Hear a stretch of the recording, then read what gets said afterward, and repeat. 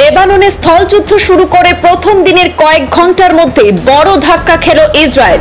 হিজবুল্লাহর শক্ত প্রতিরোধে পড়ে ৮ সেনার লাশ নিয়ে পিছু হটতে হয়েছে ইসরায়েল সেনাকে।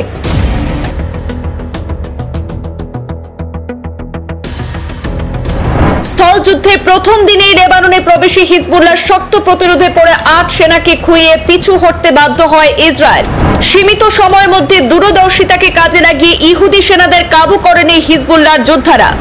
নানা কৌশল অবলম্বন করে ইসরায়েলি সেনাদের উপর হামলা চালিয়েছে হিজবুল্লাহ যোদ্ধারা।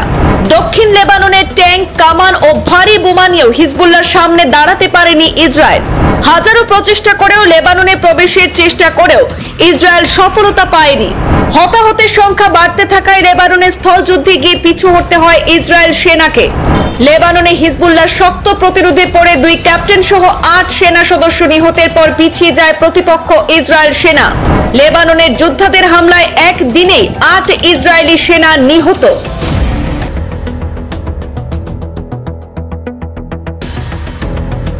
শক্তিশালী সশস্ত্র গোষ্ঠী হিজবুল্লাহর বিরুদ্ধে স্থল হামলা শুরুর প্রথম দিনেই বড় ধাক্কা খেয়েছে দখলদার বাহিনী।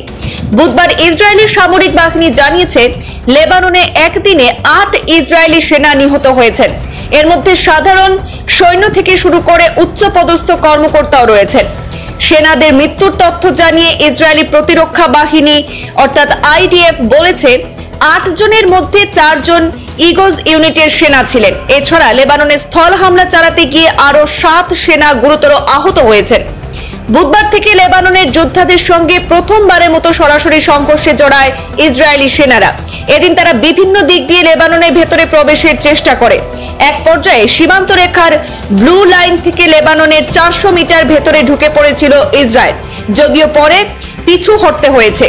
ইসরায়েলের স্থল হামলা শুরুর ঘোষণার প্রথম দিনের কয়েক ঘন্টার মধ্যে তাদের সেনাদের কাবু করে নিয়েছে হিজবুল্লাহর যোদ্ধারা। তারা কৌশল অবলম্বন করে ইসরায়েলি সেনাদের উপর হামলা চালিয়েছে।